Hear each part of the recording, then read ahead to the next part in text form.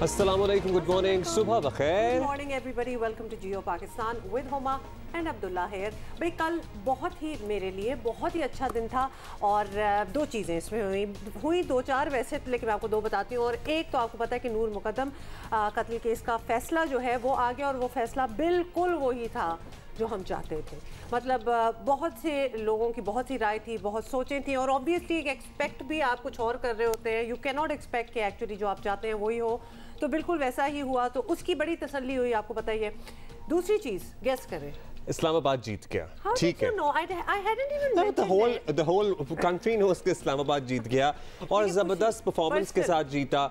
भाई Alex Hales ये जो सॉर्ट ऑफ बबल में खेलने के लिए इनके लिए आए, वो उनका उस वक्त भी उनके पास भी एक बबल था, तो सॉर्ट ऑफ बबल में खेलने के लिए इनके लिए आए, लेकिन इनके लिए क्या ज़बरदस्त उन्होंने परफॉर्मेंस दी। और यहाँ ये ज़रूर मेंशन करेंगे हम कि Peshawar also did a very good job. Oh absolutely, I am not taking it away from them, but obviously बात तो फिर उसकी होती है ना जो एंड में बाजी मार लेता है, जो एक्चुअली जीत जाता है। सो और फिर ये तो वो एलिमिनेटर, आपको पता है पहला एलिमिनेटर था कल, तो जो नहीं जीता वो actual out of the tournament हो चुका है, हो गया। तो और आज फिर सेमीफाइनल होगा और आज सेमीफाइनल, आप इसको सेमीफाइनल ही कह लें, इनफैक्ट सेकंड एलिमिनेटर, हाँ सेकंड एलिमिनेटर कह लें। इस्लामाबाद यूनाइटेड वर्सेस लाहौर कलंदर, और बहुत ही जबरदस्त मैच होने वाला है। This will be also something.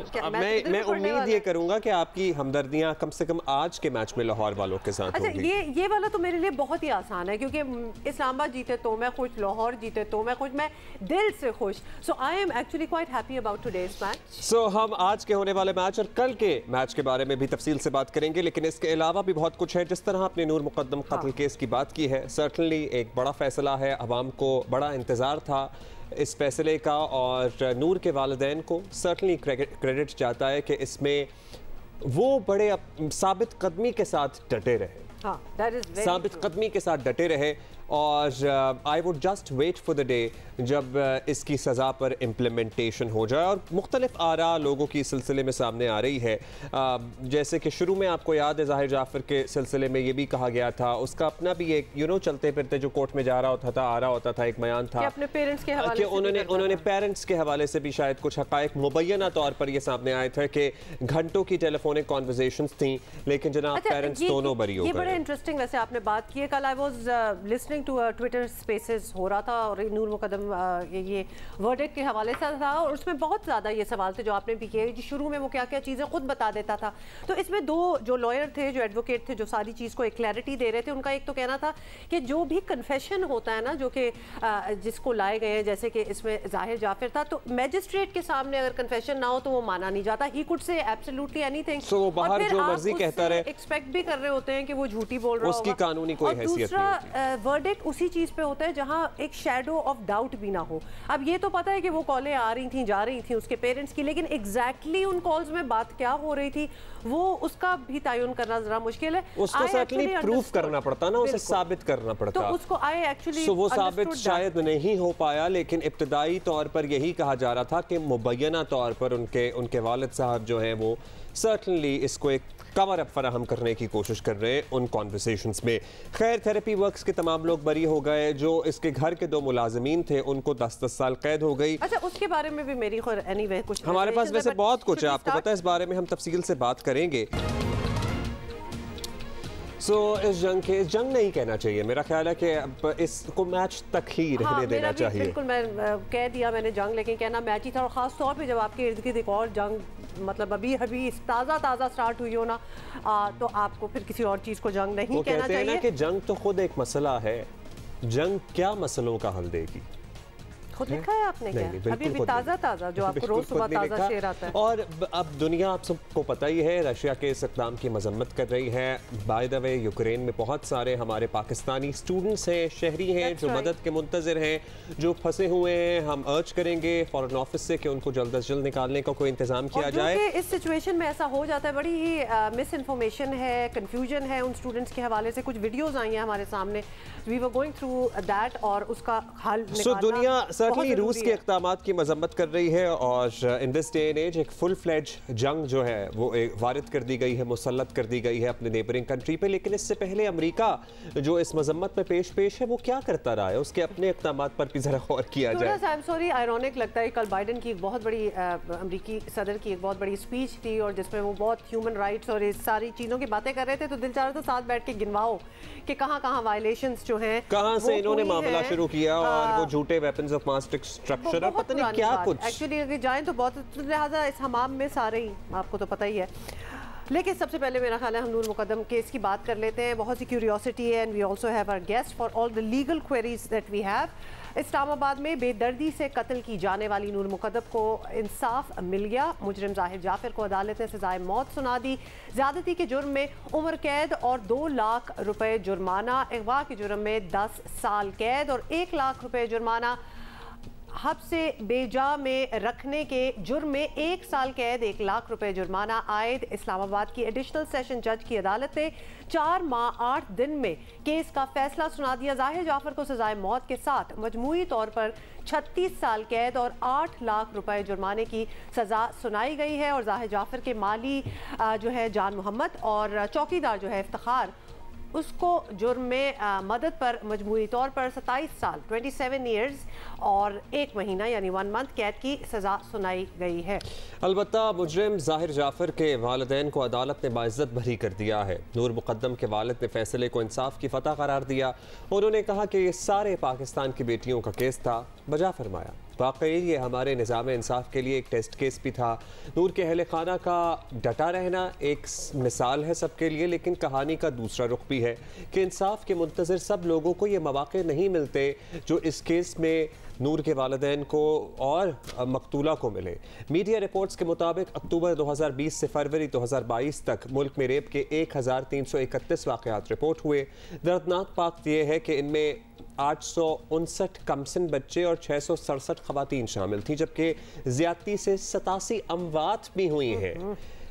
लेकिन कितने केसेस के फैसले आए, खुद अंदाज़ा लगा लीजिए। नूर मुकद्दम मोटरवे ज़्यादती केस या कमसिन ज़ैनब कत्ल केस के फैसलों को देख लें, आमतौर पर ऐसे वाक़यात में देखा यही गया है कि अगर मुतासरा फैमिली डट जाए या मीडिया अटेंशन उस पर आ जाए तो फैसला आ जाता है, मगर अक्सर फैसलों में मुद्दई समझौता भी कर लेते हैं और रियासत एक तरफ होकर बैठ जाती है। और एक नूर मुकद्दम का फैसला तो आ गया है, लेकिन हकीकत यह है कि लातादाद नूर मुकद्दम अदालतों से इंसाफ की मुंतज़िर हैं। रियासत के एक तरफ होकर बैठने की मिसाल अभी ताज़ा है कंदील बलोच कत्ल केस में, जहां उसका भाई बाइज्जत बरी हो गया। फवाद चौधरी साहब जो सर्टनली अक्ल कुल हैं, हरफन मौला भी हैं और सबको वो लेक्चर देते हैं कि आप भी अपना काम नहीं कर रहे, आप भी अपना काम नहीं कर रहे। उन्होंने हमारे ही प्लेटफॉर्म पर आके गुजारिश की थी कि सर्टनली ये फसाद बिल अर्द है और हुकूमत इस सिलसिले में अपील पे जाएगी, लेकिन nothing of that sort yet. इस जजमेंट के जितनी भी आपको अच्छी जजमेंट लग रही हो, लेकिन सवाल अभी भी उठते हैं बिकॉज समझने की बहुत ज़रूरत है। इतना हाई प्रोफाइल केस जिसकी इतनी फेवरेबल जजमेंट अगर आई हो तो आई एम सॉरी टू से, लेकिन कभी कभार आप एक्सपेक्ट भी नहीं कर रहे होते, बहुत खुशी होती है, लेकिन बहुत से सवाल भी उठते हैं why this case and why not 200 other cases. जिस तरह अभी हम जिक्र भी कर रहे थे, कुछ सवाल हैं वो हमने रखने हैं सामने। खदीजा सिद्दीकी कानूनी पर्सपेक्टिव लेते हैं, बिल्कुल लॉयर हैं, खुद एक सर्वाइवर भी, खुद वायलेंस सर्वाइवर हैं। उनसे हम मदद लेते रहते हैं बहुत सी चीज़ें समझने में। खदीजा बहुत बहुत शुक्रिया आपका, आपने हमें ज्वाइन किया है। सबसे पहले तो अपना एक पर्सपेक्टिव दे दें कि क्या आप मुतमईन हैं इस जजमेंट से?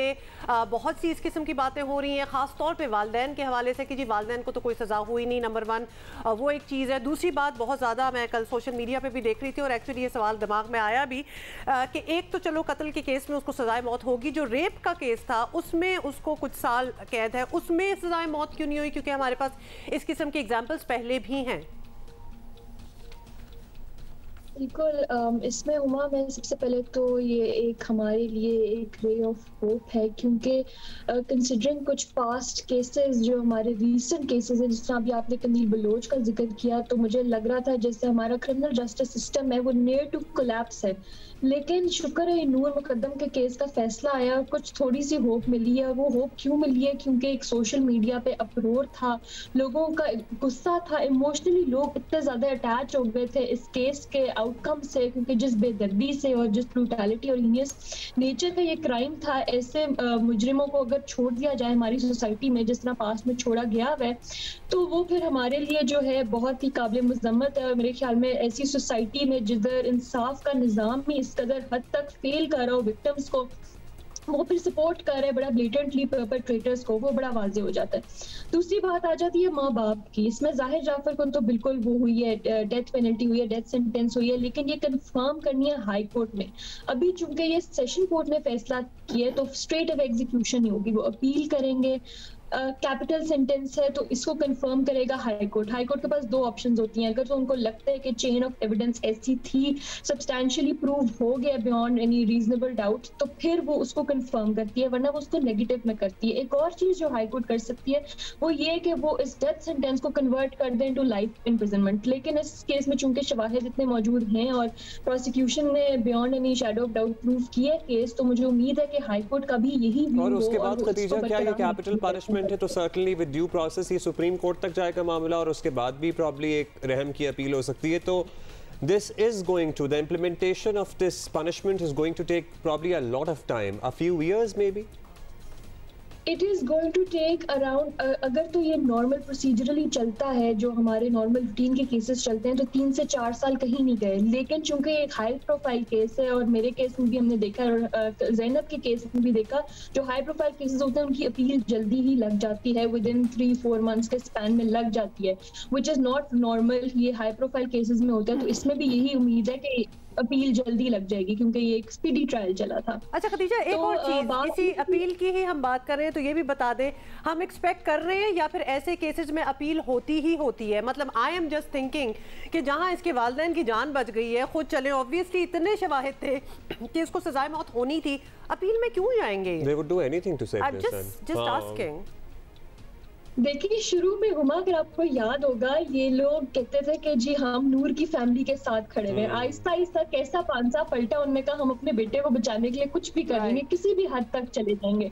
तो ये वो ढिठाई होती है जो हमारे मुजरिमों में, हमारे जो मुल्जिम होते हैं, जो अक्यूज्ड होते हैं या जो कॉन्विक्ट्स होते हैं, उनके अंदर आ जाती है। शुरू में चाहे जो मर्जी हो, वो कहते हैं, उसको जस्टिफाई करते हैं, वो इतना जस्टिफाई कर देते हैं, इस हद तक कर देते हैं कि उनको वो उनका जुर्म लगने ही नहीं लगता, और वो कहते हैं कि जो किया सही किया, उसको जस्टिफाई करते हैं। तो मेरे ख्याल में वालिदैन का भी सपोर्ट करने में बहुत बड़ा रोल है, और जिस तरह की कम्प्लिसिटी उनकी थी, मुझे लगता है कि प्रोसिक्यूशन को, चूंकि मैंने जजमेंट जितना पार्ट पढ़ा है अभी, उसमें मुझे लगा कि उन्होंने ट्रांसक्रिप्ट्स और सीडीआर को प्रॉपर्ली एडमिट नहीं कराया एज एविडेंस। तो अगर वो ट्रांसक्रिप्ट्स ही नहीं लिए गए, जो मोबाइल कंपनीज होती हैं, ये बड़ा जरूरी होता है, ये केसेस को शैटर करती हैं, तो ये ट्रांसक्रिप्ट्स होती हैं कि आप पूरी उसके रिकॉर्ड लगाते हो, आपके किस टाइम पे था, किसके थ्रू मैसेज हुआ, कौन सी सेल्युलर कंपनी यूज हुई, किस फोन पे आया, वो सारी चेंज में वो कंप्लीट होनी चाहिए। तो अगर वो ब्रोकन होती है तो उसमें ऑब्वियसली प्रोसिक्यूशन की फ्लॉ है। तो इसमें अपील की अभी भी है मौजूद, लेकिन चांसेस एक्विटल को रिवर्स करने के लिए फिर भी कम होते हैं। लेकिन अगर कोई परवर्स ऑर्डर है और ऐसा इलीगैलिटी लोअर कोर्ट ने की है, तो फिर हाई कोर्ट उसको कर सकती है रिवर्स। अच्छा, ये तो खतीजा, ये केस था नूर मुकद्दम का, सर्टनली इस पे पूरी दुनिया की अटेंशन आ गई, हमारी अटेंशन आ गई, आपकी अटेंशन आ गई, हमने बात कर ली। लेकिन आप आए रोज़ इस तरह की ख़वातीन से मिलती होंगी, मुलाकात करती होंगी, कोर्ट्स में आती होंगी, ऐसी लड़कियां जिनके साथ ज़्यादती हुई है, रेप विक्टिम्स हैं, जिनके वालिदैन दर दर की ठोकरें खा रहे हैं कि उनकी बच्ची को किसी ने या ससुराल में मार दिया या कहीं और कत्ल हो गई। कितना अरसा लग जाता है, और फिर अल्टीमेटली वो फिर शायद इंसाफ की उम्मीद भी छोड़ देते हैं, क्योंकि ये आसान काम नहीं है अदालतों के धक्के ही खाना, हम तो कहेंगे इसे। बिल्कुल, ये एक बड़ा टायरसम प्रोसेस है, और इससे जो शख्स गुजरता है वो यही दुआ करता है कि अल्लाह सबको अदालतों से बचा के रखे, क्योंकि आपकी फाइनेंशियल, आपकी इमोशनल, आपकी मेंटल एक तरह से ब्रेक डाउन हो रहा होता है, और हर तरह के रिसोर्सेज आपके लग रहे होते हैं। तो यही है बात कि जितना एक्सपेंसिव हो गया हमारा इंसाफ का निज़ाम, वकीलों को करना, प्रो बोनो लॉयर्स बड़े कम होते हैं और फिर बड़े कम आपको अच्छे मिलते हैं, लेकिन वो भी मिलते हैं, बिल्कुल मिलते हैं। और अगर आप रूटीन के केसेस की बात करें तो हमारी जेलों में गरीब लोग भरे में आप उनसे जाके बात करें तो उनको वकील नहीं मिलते, रिप्रेजेंट करने के लिए कोई नहीं है। एक केस किया था अभी रिसेंटली मैंने, उसमें 12 साल हो गए थे, अपील नहीं लगी थी और वो फाइनली जाके 12 साल के बाद अपील अभी हाई कोर्ट में सुनी गई और उसमें वो बरी हुआ मुलजिम, क्योंकि कोई शवाहिद ही मौजूद नहीं थे। तो लोअर कोर्ट ने सजा गलत की थी, लेकिन 12 साल तक वो अंदर रहा सिर्फ इस वजह से क्योंकि सजा गलत हुई थी उसमें। तो ऐसे भी केसेस होते हैं जिसमें इस तरह की ट्रैवेस्टी हो जाती है, लेकिन चूंकि उनके पास रिसोर्सेज नहीं होते, उनके पास फाइनेंशियल इतनी आउटरीच नहीं होती, तो उनको इंसाफ भी नहीं मिल पाता। ऐसे हाई प्रोफाइल केसेस बड़े कम होते हैं और हमने देखा है कि वो एक हम प्रेसिडेंट सेट करने की कोशिश करते हैं, लेकिन हर दफा वो प्रेसिडेंट जो है वो नाकाम हो जाती है वक्त के साथ साथ। कंदील बलोच के केस के बारे में थोड़ा सा मैं आपको इसका जिक्र करूंगी, क्योंकि ट्रैवेस्टी ऑफ जस्टिस है तो उसमें हमारा एज ए सोसाइटी कितना अहम रोल था। हम सब ने आवाज़ उठाई, सब ने कोशिश की कि इसमें जो है वो इंसाफ मिले।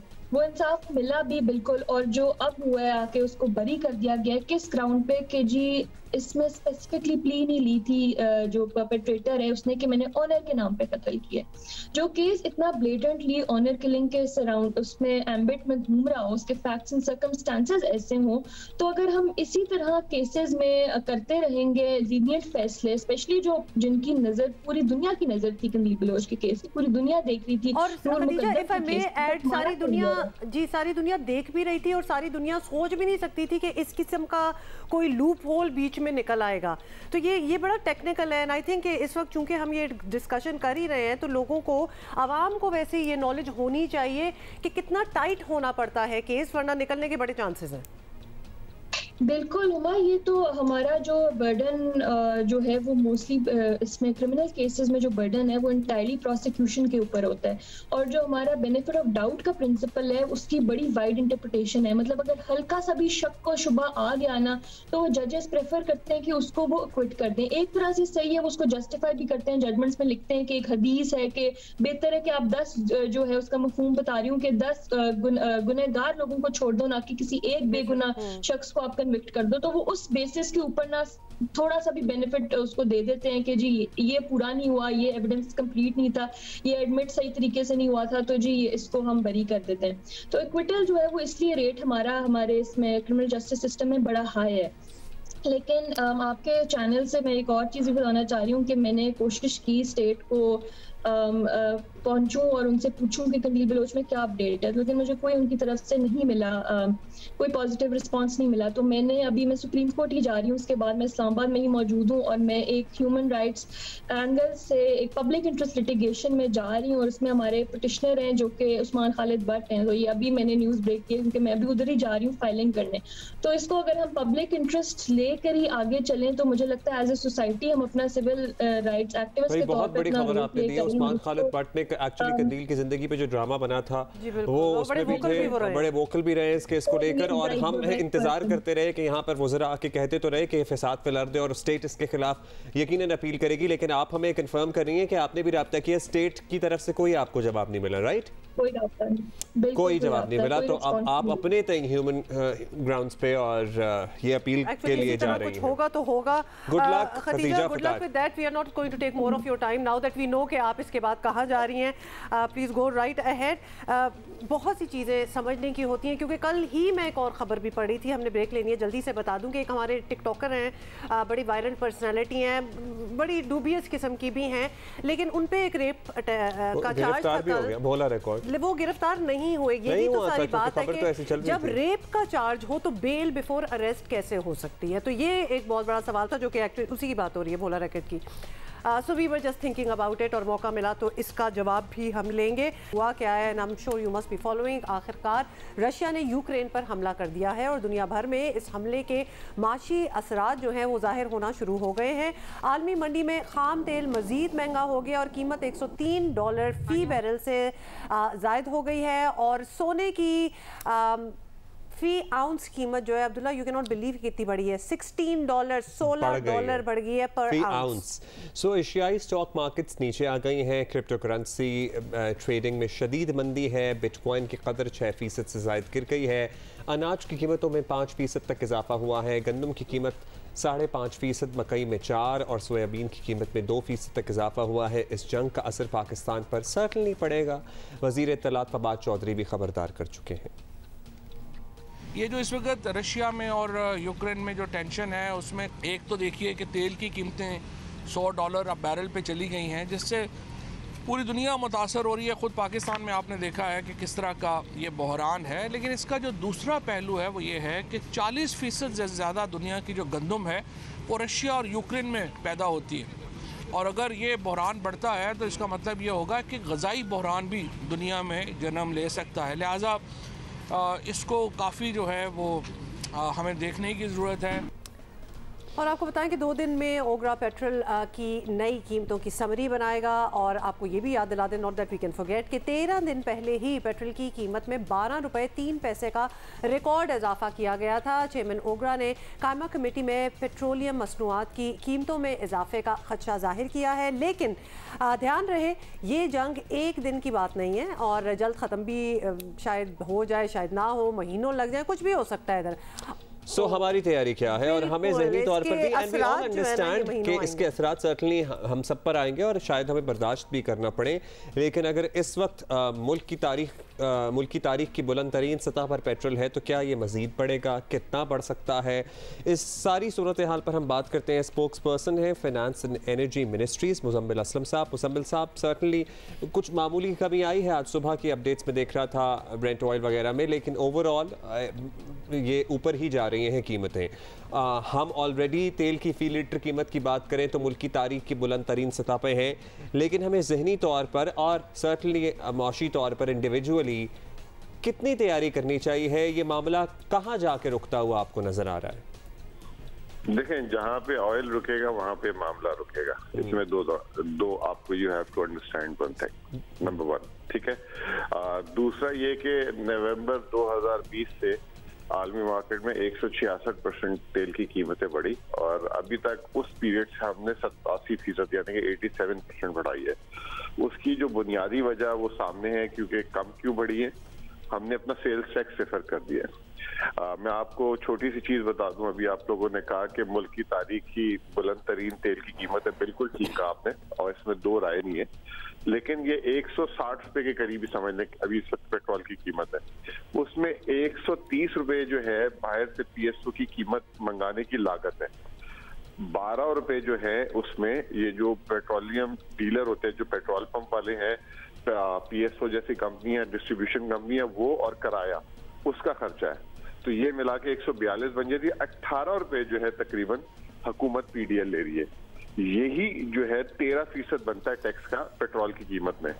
अगर आप 2018 में चले जाएं तो 87 रुपए की उस वक्त कीमत थी, जिसमें मंगाने की लागत थी 55 रुपए, तो हुकूमत उस वक्त 45% टैक्स ले रही है। सर्टनली ये बात तो सामने है ही। अगर आप 45 रुपए देना शुरू हो जाएंगे तो पता ही नहीं क्या लेना शुरू हो जाएंगे तो पता नहीं क्या बनेगा। लेकिन वो जो IMF की शराइत के मुताबिक हर महीने 4 रुपए पेट्रोल लीवी में इजाफा होना था, क्या वो भी होता रहेगा या उसका क्या स्टेटस है, या प्लीज हमें गाइड कीजिएगा।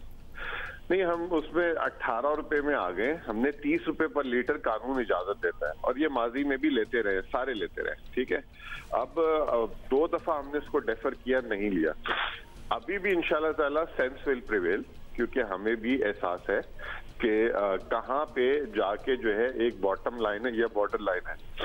तो होपफुली अगर यहाँ से पेट्रोल प्राइसेस, मैं अभी आपको अपना अंदाजा बता रहा हूँ कि अगर यहाँ से कोई पेट्रोल प्राइसेस कोई इररेशनली यानी कि $15-20 ऊपर ना बढ़ी पहली तारीख तक, तो यू माइट सी कि गवर्नमेंट जो है कोई ना कोई डिसीजन लेगी इन द फेवर के कम से कम बोझ डले या ना डले, but that is too early to say. अभी वी स्टिल है 4-5 डेज टू गो।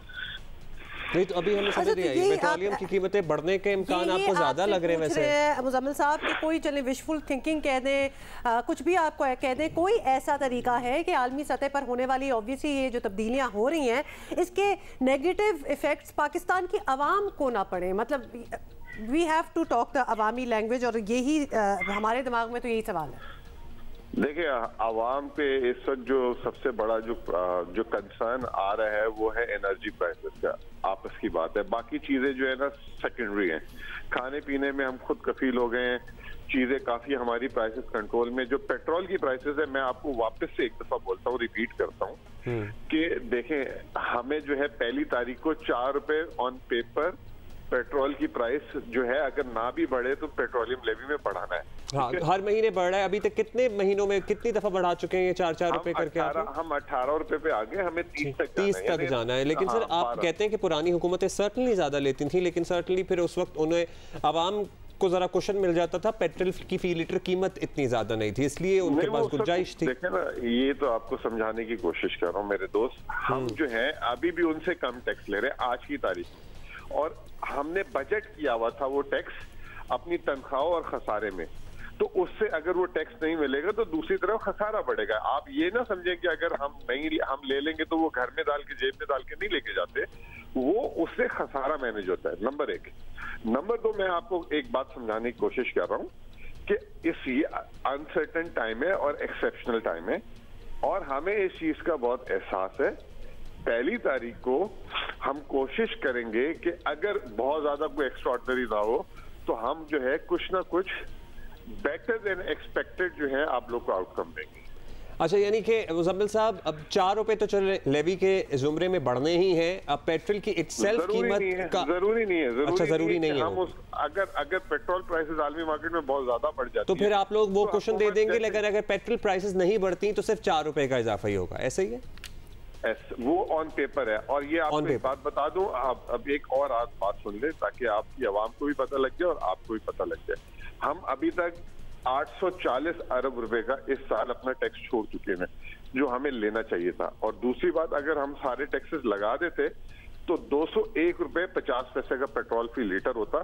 तो गवर्नमेंट को भी थोड़ा सा अप्रिशिएट करें कि ये इस सख्त वक्त में गवर्नमेंट भी जो है आवाम के लिए बहुत कोशिश कर। चले, हम अप्रिशिएट करते हुए आगे बढ़ते हैं। और सर, आवाम तो हम सबके ही हैं, आपके और हमारे क्या। अब ये बताइएगा मुजम्मिल साहब कि पेट्रोल की कीमतें तो चलें, अगर आपने कहा एक्स्ट्राऑर्डिनरी नहीं बढ़ी तो वो 4 रुपए ही प्रॉब्ली इजाफा होगा, अगर बढ़ गई तो फिर आप लोग उसको देखेंगे, हो सकता ना बढ़ाया जाए। आगे गर्मी आ रही है और बिजली की कीमतें और बिजली के बिलों ने ऑलरेडी सर्दी में भी परेशान किए रखा है लोगों को। क्या एक्सपेक्ट करें? बिजली की कीमतों वाला मामला किस तरह सेटल होगा? क्योंकि जहां जिस घर में अब गैस भी नहीं आ रही है और वो बिजली पे चूल्हे भी जला रहे हैं और गीजर भी चल रहा है, बिजली पे डिपेंडेंसी बहुत बढ़ गई है। और हमारी जो solar power alternative sources of energy है, उस पर भी आपको पता है ये मिनी बजट के बाद वो टैक्स लग गया है। देखें, पहली बात तो ये कि बिजली में भी जो है ना, एक चीज, बिजली जो बनती है वो इसी तरीके से 3-4 एनर्जी की सोर्सेज से बनती है। ये फर्नेस ऑयल से बनती है, ये LNG से बनती है, या गैस से बनती है। इस तरीके से 3-4 सोर्सेज से बनती है, ये डीजल से बनती है। इस वक्त आलमी मार्केट में वो सारी की सारी चीजें मोर देन डबल हो गई है। जो बिजली की कीमत का तयन किया जाता है वो किया जाता है कि फ्यूल की कॉस्ट से जो बिजली बन रही है उसमें कितना इजाफा हुआ है। और दूसरी चीज होती है बेस टैरिफ। हुकूमत ने बेस टैरिफ आज से 2 महीने पहले 1 रुपए 40 पैसे फी यूनिट बढ़ाया था। उसके अलावा माहाना फ्यूल एडजस्टमेंट आती है कि अगर पेट्रोल महंगा है, LNG महंगी है, LNG साल पहले जो है $6 की थी, अब वो $25 की हो गई है। तो उसकी वजह से फ्यूल एडजस्टमेंट, अगर ये ऊपर रहेगी तो फ्यूल एडजस्टमेंट आएगी। लेकिन यहाँ पे भी मैं आपको थोड़ा सा एक अच्छी खबर दे दूं कि हम देख रहे हैं कि किस तरीके से मिनिमम पास ऑन हो और आगे आने वाले दिनों में पास ऑन ना हो। याद रखिएगा एक और बात, इस साल भी 600 अरब से ज्यादा बिजली के सेक्टर में सब्सिडी हुकूमत ऑलरेडी दे चुकी हुई है। यानी कि अगर वो नहीं देती तो बिजली के बिल कहीं से कहां चले जाते। हमारा लॉन्ग टर्म प्लान फिर क्या? अगर फर्नेस ऑयल और LNG पे बिजली बनाते रहेंगे हम, सोलर या पानी से बिजली, पन बिजली के मंसूबे, मतलब हम लॉन्ग टर्म तो इस तरह सरवाइव कर ही नहीं सकते एट एनी कॉस्ट। बिल्कुल, यही तो जब आप लोग 2016, 17, 18 में प्रोग्राम करते थे ना, तो और जब मुल्क में जब बिजली घर लग रहे होते थे और आप तालियां बजाते थे सारे मिलके कि ओहो एक और फर्नेस ऑयल पे प्लांट लग रहा है माशाल्लाह। लॉन्ग टर्म प्लान यही था कि हमें डैम्स बनाने चाहिए थे, और इस हुकूमत ने 10 डैम जो है शुरू किए हुए। और डैम मसला ये है कि ओवरनाइट नहीं बनता, वो बनते बनते उसको 7, 8, 10 साल लग जाते थे। अच्छा, यानी कि आप कह रहे हैं कि अब इस हुकूमत की लॉन्ग टर्म प्लानिंग में वो पनबिजली के मंसूबे शामिल हैं, शुरू हो गए। लास्टली मुजम्मिल साहब, आपको पता है मेरा और आपका एक पुराना वो घर पे गैस ना आने वाला मसला चल रहा है। देखिए मेरे घर तो आपके घर आ रही है, आपके घर आ रही है गैस, लेकिन आपके घर नहीं गई, हुमा के घर भी नहीं आ रही और मेरे। और अब हम ये जानना चाहते हैं ताकि हम तैयारी कर लें जहनी तौर पर कि अब गर्मी में भी गैस की इसी तरह की किल्लत रहेगी आवाम को और हमें। नहीं, आपको जो है गर्मी छोड़े, फरवरी के महीने के एंड से ही गैस की इम्प्रूवमेंट ऑलरेडी काफी हो चुकी है।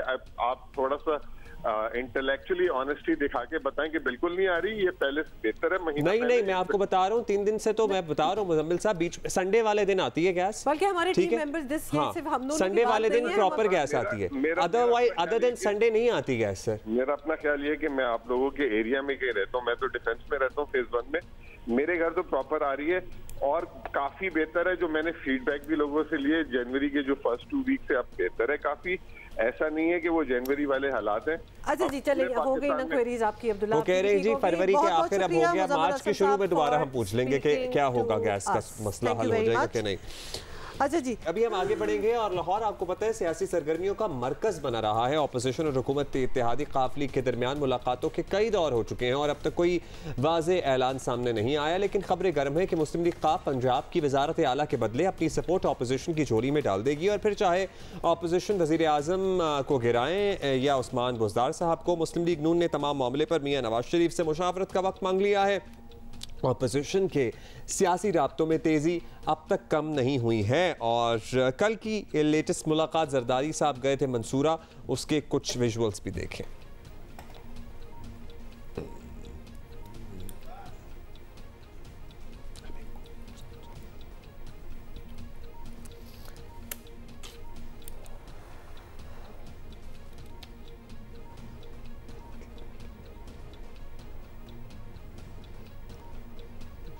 अच्छा चलिए, आसिफ जरदारी साहब ने कल सिराजुल हक से मुलाकात करके हुकूमत के खिलाफ हिमायत तलब की है और मीटिंग के दौरान दिलचस्प गुफ्तगू भी हुई थी। वो किसी को बुर्का पहनाने की बात कर रहे थे बेसिक। अच्छा चलें ठीक है। और साथ ही बताएं आपको कि कल शहबाज शरीफ से इमरान खान की घबराने पर सवाल हुआ तो उन्होंने क्या जवाब दिया, ये भी सुन लें। क्या कहेंगे, इमरान खान आजकल घबराए हुए हैं, बड़ा कर दिया गया है और मुल्क की जो सियासी जो माहौल है उसको दिन रात चोर डाकू और गालियां देकर उसको जहर आलूद कर दिया गया है। तो ये मकाफत अमल है और उसको क्या कहा जाए। अच्छा जी प्लीज़ बताएं कि शहबाज शरीफ का तज्जिया अपनी जगह, लेकिन वुज़रा के बयानात से साफ जाहिर हो रहा है कि हुकूमत प्रेशर जो है वो महसूस कर रही है, प्रेशर फील कर रही है। अच्छा, और आपको पता ही है फवाद चौधरी साहब तो वहाँ भी बड़े मुतहर्रिक थे और लोगों के आंसू और पता नहीं क्या क्या निकलवा रहे थे। सो अभी हम बात करते हैं, आज़म मलिक हमारे कॉरेस्पॉन्डेंट हैं, लाहौर से हमें ज्वाइन कर रहे हैं। जो लाहौर की सियासी एक्टिविटी है उसको बड़ी गहरी नज़र रही है उनकी इस पर। आज़म बताइएगा, मुताद्दिद मुलाकातें हुई हैं कोई हमें तो समझ नहीं आ रहा था अल्टीमेटली कौन किधर जा रहे हैं, इधर उधर हो रहे थे सारे इशाइये ज़ोहराने असराने सब चल रहे थे। में एज़ कोई अर्जेंसी है कि बस अभी ही हमें सारों को आपस में लुब्बे लुबाब क्या निकला इन मुलाकातों का, और पर्टिकुलरली जरदारी साहब के अभी भी लाहौर में या उनका बस अब ये दौरा तूफानी दौरा ख़त्म हो गया? जी अब्दुल्ला, बहुत शुक्रिया। आसिफ अली जरदारी साहब का लाहौर का जो मिशन था, मिशन लाहौर जिसे हम कहते हैं, तूफ़ानी दौरा वो ख़त्म हो गया। वो कल शाम ही लाहौर से कराची के लिए रवाना हो गए थे। बड़ी दिलचस्प मुलाकातें हुई हैं लाहौर के अंदर आसिफ अली जरदारी साहब की। सबसे पहले उन्होंने शहबाज शरीफ और उनके वफद को बुलाया बिलावल हाउस और तकरीबन ये 1.5 घंटा मुलाकात रही। इसमें 1-to-1 मुलाकातें भी रहीं। फिर शहबाज शरीफ साहब आते थे, अपने वफद से मिलते थे, फिर जरदारी साहब के साथ 1-to-1 मुलाकात रही। उसके बाद अगले दिन जरदारी साहब शहबाज शरीफ की तरफ चले गए और कल फिर जरदारी साहब सिराजुल हक साहब के पास चले गए। तो बड़ी ज़बरदस्त सिचुएशन है। असल में पीपल्स पार्टी पंजाब के अंदर अपना रिवाइवल चाह रही है। वो उनको ज़ाहिर है सिंध के अंदर उनकी हुकूमत है, तो वो चाहते हैं पंजाब के अंदर अगर जो वज़ारत आला की उन्होंने ऑफ़र की है मुस्लिम लीग काफ को, मैं आपको बताऊं कि उन्होंने ये कहा है कि आप वज़ारत आला पंजाब में ले लें और सेंटर में, इससे पहले बिलावल साहब कह चुके हैं कि मुस्लिम लीग नून को हम ऑफ़र करेंगे। तो इस वक्त अपोजिशन बड़ी संजीदा नज़र आ रही है। शहबाज शरीफ साहब के साथ जो मुलाकात हुई थी उसमें जरदारी साहब का ये कहना था कि उन्हें इत्मीनान है कि उनके पास नंबर्स पूरे हैं, ताहम इसके बावजूद तो मेरी बात सुनिए, आज़म सेंटर में मुस्लिम लीग नून को ऑफर करेंगे, मतलब शहबाज शरीफ साहब को का जी ये बातें हो रही थी वजीर आज़म हो जाएंगे, पंजाब में परवेज़ इलाही साहब, तो पीपल्स पार्टी क्या फिर सिंध तक ही महदूद रहेगी जो ऑलरेडी सिंध तक महदूद है? तो what is People's Party gaining out of it? नहीं अब्दुल्ला, ऐसा नहीं है कि पीपल्स पार्टी सिंध तक महदूद रहेगी। देखें, अगर पंजाब में तरीके अदम एतमाद आ जाती है, वफाक के अंदर वज़ीर आज़म तरीके अदम एतमाद के नतीजे में तब्दील हो जाते हैं, तो पंजाब के अंदर वज़ारत आला अगर काफ लीग के पास भी आ जाती है तो अल्टीमेटली पीपल्स पार्टी ही गेनिंग पोजीशन में होगी। वो पंजाब के अंदर, आपको पता है जनूबी पंजाब के अंदर जो उनके कैंडिडेट्स हारे हैं वो 4-4, 5-5, 6-6 हज़ार के वोटों से हारे हैं। पंजाब के अंदर वज़ारत आला की तब्दीली के बाद उनको फंड्स दिए जाएंगे, वो पंजाब के अंदर वायबल हो जाएंगे। इस तरह वफाक के अंदर आने से वो सेंट्रल पंजाब में अपना हिस्सा चाह रहे हैं, क्योंकि पंजाब के अंदर तो कहीं नहीं नजर आ रहे। पीटीआई असल में जितने भी पीटीआई ने जो डेंट डाला था वो पीपल्स पार्टी को पंजाब में डाला था, जितने भी लोग थे वो अच्छा, पीपल्स पार्टी के ये बात थोड़ी सी में शामिल हुए थे। जितनी भी पेशरफ्त हो जाए, ये बात थोड़ी सी हंसी मजाका लगती है बात के नून पंजाब में किसी और को जगह देंगे। अगर उनको मौका मिले तो नून वुडंट वांट के काफ आके बेशक जितने भी समझौते हो जाए, तो ये बात मजीद आगे भी क्यों बढ़ेगी फिर? देखिए हुमा, इसके पीछे बहुत सारे दिनों की मेहनत है अपोजिशन की। वो मियां नवाज शरीफ साहब को इसी बात पर कायल करते रहे कि अल्टीमेटली अगर हमने अदम एतमाद लेकर आना है और इलेक्शन रिफॉर्म्स लानी है, ईवीएम आपको पता है इलेक्ट्रॉनिक वोटिंग मशीन का सबसे बड़ा इशू था। तमाम अपोजिशन ये चाहती है ईवीएम के ऊपर हम इस्लाहात करें। वो ये चाह रहे थे कि फेडरल के अंदर हम जब गवर्नमेंट ले आए तो इस्लाहात करें। इसलिए मियां नवाज शरीफ साहब को वो उन्होंने मनाया है कि पंजाब की वज़ारत आला अगर काफ लीग के पास चली जाती है, अल्टीमेटली हम वफाक के अंदर इत्तेहादियों के साथ मिलकर इलेक्शन रिफॉर्म्स लाएंगे जो 2023 के इलेक्शन में अल्टीमेटली अपोजिशन की पार्टीज को फायदा देंगी। तो इसलिए जो अपोजिशन है वो काफ़ी लॉन्ग टर्म प्लानिंग लग रही है। लेट्स सी कि इस प्लानिंग में कितनी कामयाबी हासिल होती है ऑपोजिशन को। Thank you for updating us Azam from Lahore. इस पर ज़रा तज्जिया लेते हैं। इरशाद भट्टी साहब हमारे साथ मौजूद हैं। थैंक यू भट्टी साहब, आपने वक्त दिया। भट्टी साहब, अब हुकूमत गिराने के लिए अगर बात यहाँ तक पहुँच गई है कि पंजाब की वज़ारत आला मुस्लिम लीग काफ को दी जा सकती है, तो मुस्लिम लीग नून के लिए अपेरेंटली ये सबसे बड़ी कुर्बानी मुझे तो लग रहा होगी। तो इससे ये जाहिर होता है कि तहरीक इंसाफ से जान छुड़ाने के लिए या इमरान खान से जान छुड़ाने के लिए किस हद तक जा सकती हैं ऑपोजिशन जमातें। तो क्या अब हुकूमत को वाकई घबराना चाहिए? जब शहबाज शरीफ और आसफ अली जरदारी मिलते हैं, एक दूसरे को खाने खिलाते हैं पेट चीरने वाले, तो बात समझो फिर कहाँ तक पहुँच चुकी है। जब मौलाना फजलुर रहमान साहब ANP अचकज़ई, यानी ANP और महमूद खान अचकज़ई और मौलाना फजलुर रहमान मशरक़ मगरब शमाल जनूब जब मिल लेते हैं या इकट्ठे बैठ चुके हैं, तो इसका मतलब है बात फिर सोच लें कहाँ तक पहुँच चुकी है। जब काफ लीग चौक के घर यानी चौधरियों के घर 14 साल बाद शहबाज शरीफ जाके जफ्फी मारते हैं, तो फिर समझे बात कहाँ तक पहुँच गई। ये बात यहीं तक थी, इसी जगह पे थी, जुगाड़ लगाओ इक़्तिदार में आओ। क्यों ये थोड़े कोई बड़े सेंट लोग हैं या बड़े नेल्सन मंडेला हैं या बड़े माओ हैं, माओ जे तुंग हैं या ची गवेरा हैं। ये इक़्तिदार के लिए कुठपुतलियाँ हैं, चंद ये उसमें रहना चाहते हैं क्योंकि इनका दाना पानी उधर है। इन्होंने कोई थोड़ी करना है कि अवाम के लिए, कोई अवाम की फलाह बहबूद के लिए या कोई जमहूरियत की सरबुलंदी के लिए या कोई वोट की इज़्ज़त के लिए या इनकलाब मज़ामत के लिए। नहीं, ये इक़्तिदार के पानी की मछलियाँ हैं। मतलब फिर भट्टी साहब ये सवाल भी उठता है ना कि हम ये सवाल ही क्यों कर रहे हैं। मतलब जब इन सारों ने करना है वो जो करना है and nothing is going to change, तो फिर बातें क्या बनती हैं इधर। खैर एनीवे भट्टी साहब ये ज़रूर बता दें कि हुकूमत अपने 4 साल पूरे करने के बिल्कुल करीब है और अपोजिशन का काम ना भी बने तो ये वक्त तो आम इंतखाबात की तैयारी का ही है। तो क्या हुकूमत अपनी, आपको लगता है कि परफॉर्मेंस की बुनियाद पर अगले इलेक्शन में बड़ी कामयाबी की उम्मीद रख सकती है? मतलब हो भी सकता है। अभी इनके पास टाइम है। अगर ये अदम एतमाद शदमाद का ये शोशा ये ड्रामा शामा ये हुकूमत सह जाए तो फिर साल एक है इनके पास, साल सवा साल नहीं सह सकेगी। तो जो पिछली परफॉर्मेंस है उस पर तो बस मैं तो कुछ नहीं कहता। आप लोग कहते हैं कि अवाम फ़ैसला करती है, हालांकि उस मुल्क में जहाँ शिनाख्ती कार्ड इलेक्शन से पहले इकट्ठे कर लिए जाते हों और बाद में और वो वोट पड़ जाते हों, जहाँ 2-2 हज़ार रुपये पे मुंह पे मार्क्स चढ़ा के जमहूरियत बिक रही होती है, जहाँ कीमे का नान और बिरयानी पता नहीं क्या क्या, कदम बढ़ाओ हम तुम्हारे साथ हैं।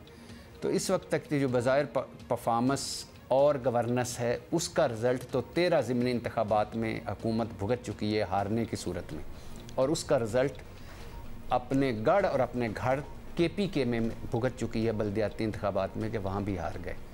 तो आगे अल्लाह इनके लिए बेहतर करे, सारों के लिए दुआएं हैं।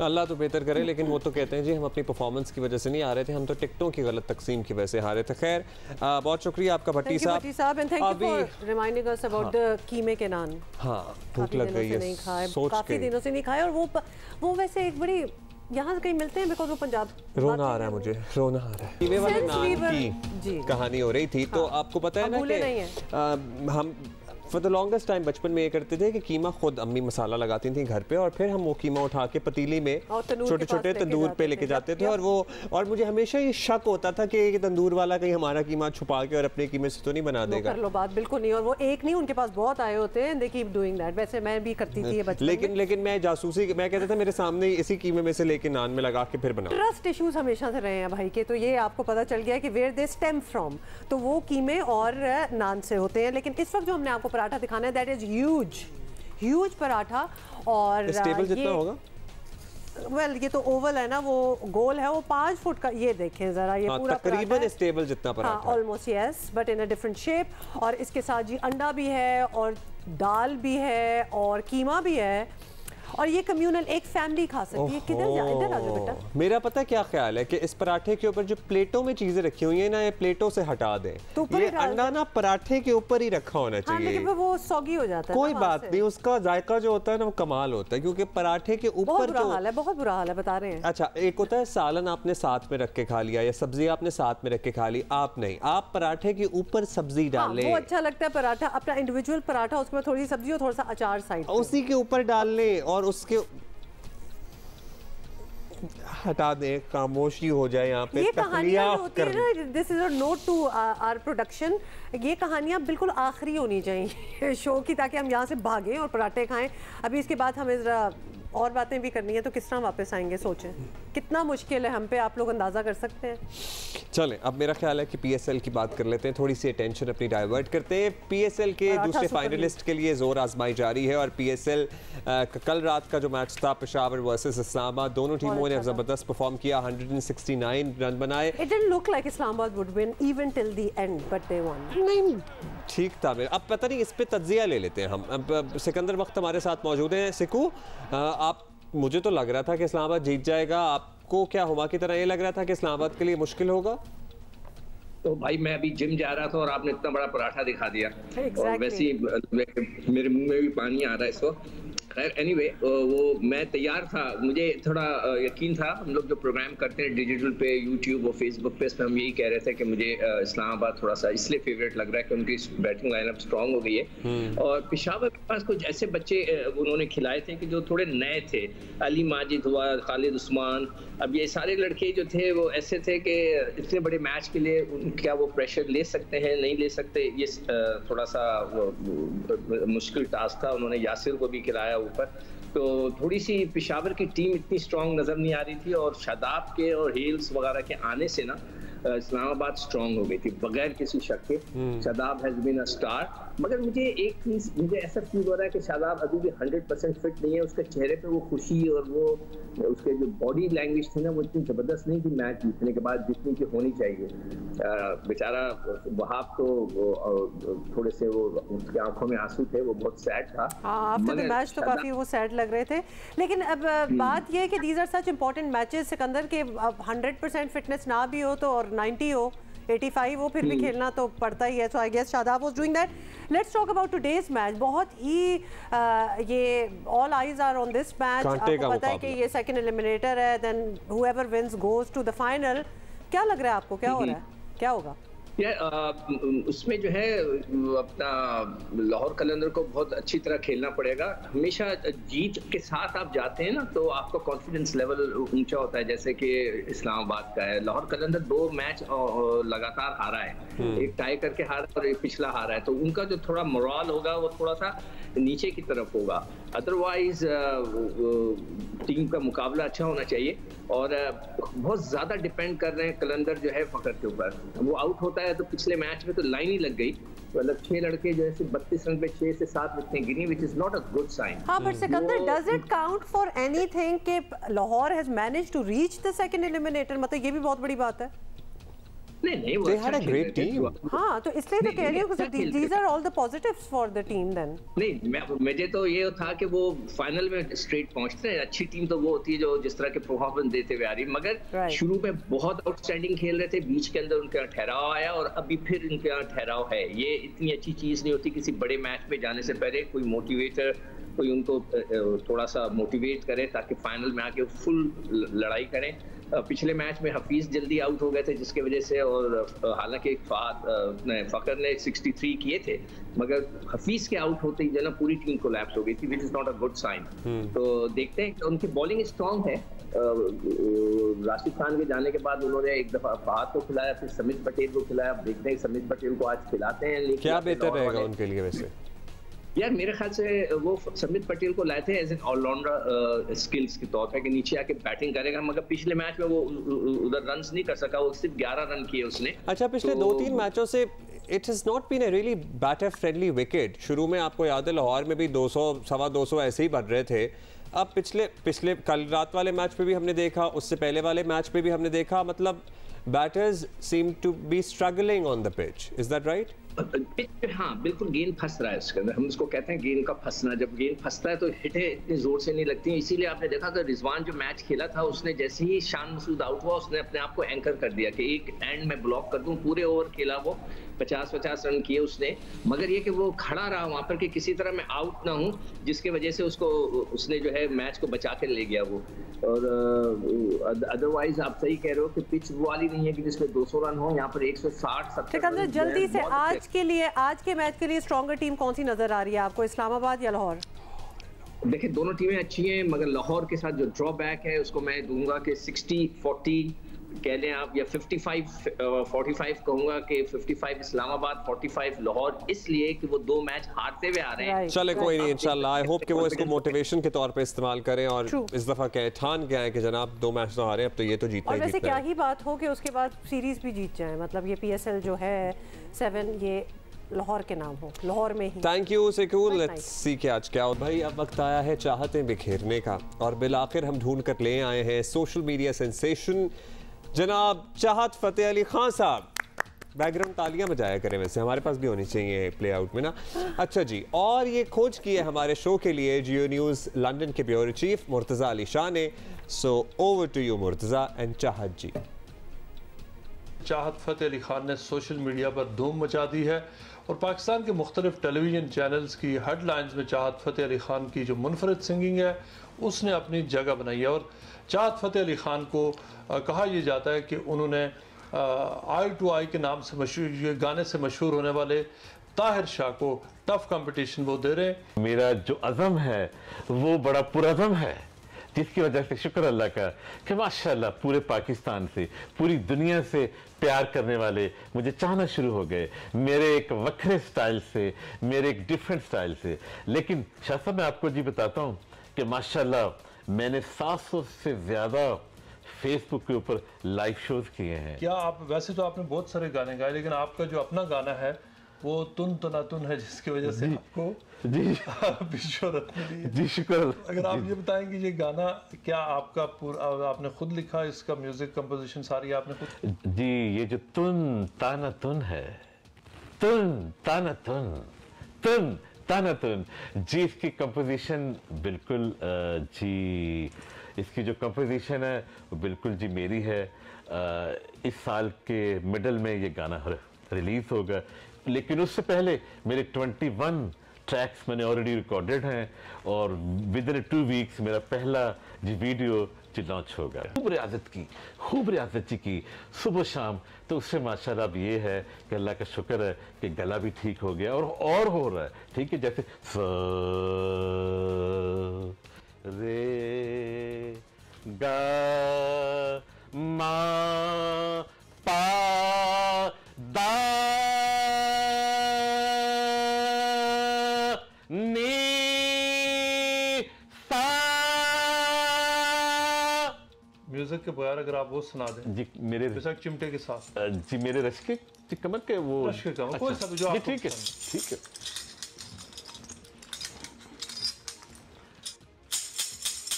ओ मेरे रश के कमर, ओ मेरे रश के कमर, ओ मेरे ओ मेरे ओ मेरे ओ सब दे रश के कमर, तूने पहली नजर, तूने पहली नजर, जब नजर से मिलाई, मजा आ गया, मजा आ गया। तुन ताना तुन, हे तुन ताना तुन, हे तुन ताना तुन, नच और नच और नच, तुन ताना तुन, सोनिए सोनिए सोनिए सोनिए। ओह ये तुन ताना तुन, वेरी गुड। तो ये भाई वायरल सेंसेशन है और दुनिया पसंद कर रही है इनको। मुर्तजा अली शाह को देखा तो वो सोफे के बिल्कुल कोने में ही हो गए थे। मुझे लग रहा था वो हाथ साहब को जगह चाहिए, सोफे के जो बाजू है ना उसको पकड़ के बैठे हुए थे कि मैं कहीं उड़ ना जाऊं। सो एनीवे जी, ये थे चाहत फतेह अली खान साहब। जी जी जी जी चाहत जी। सो चाहत जी के लाखों फॉलोअर्स है सोशल मीडिया पे और टू बी ऑनेस्ट मैं इन्हें फॉलो करता हूँ and I really enjoy his music. I do तुन ताना तुन particularly I'm looking forward to Tun Tana Tun. Okay, so we have something for you. अगर आप लोग कराची में and you want to do something this weekend, तो एक ज़बरदस्त किस्म की फ्लावर एग्जीबिशन लगी हुई है and that is on Sea View. तो आपको सी का एक वो जो व्यू है वो भी मिलेगा and you और सी व्यू की समंदर वाली सड़क पे आप चाहत फतेह अली खान जी के गाने गाड़ी में बजाते हुए जाइए, एंजॉय कीजिए। नहीं, हम चाहते हैं फूल जो है ना वो ब्लूम्ड रहे और डांस करना स्टार्ट हो जाएंगे।